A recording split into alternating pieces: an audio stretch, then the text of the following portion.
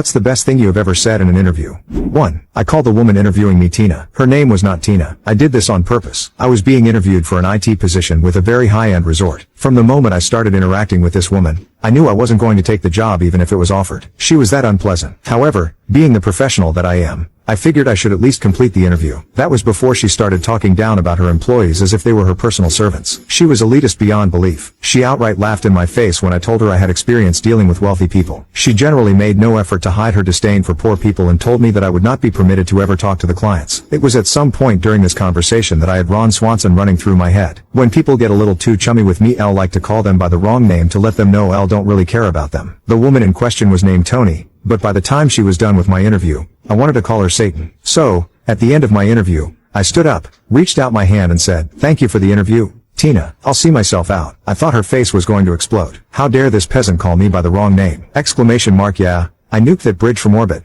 but I have absolutely no desire to work for a person like that, nor anyone who would associate with her. 2 years ago I was in a visa interview at the embassy. He was a young man who had already rejected 4 members before me and I was not sure I would succeed. He started asking me several questions, apparently in which he was not convinced, and then his last question was, "Is that your dad's tie?" My reply, "Yes, it's a sentiment. It always brought my dad good luck and I believe it would do the same for me. That's it." He smiled and his next words were the golden words, "Have a nice day." I told him that answer because I had observed him all the time when he was interviewing. He had worn an old watch and when he was typing something on his computer or when his phone got a notification or something and the screen lit up, I had seen an older man's photo, clearly resembling him with the beard and the nose, which made me realize that this guy had lost his dad or he had a big love for dads. 3. Beast mode. I was being interviewed by a team of 5 developers and there was a conversation with one of them that went like this: "Interviewer, what do you do when someone estimates a deadline that's too short for a project you're going to be working on?" Me, it really depends on the size of the project and how soon the deadline is. For example, if someone is asking me to build Facebook in 2 days, I'll probably let them know that it's not going to be feasible. They laughed a little on the Facebook example, which helped setting up the mood. Then he continued, "Interviewer, what if you were assigned a project that wasn't as large as Facebook?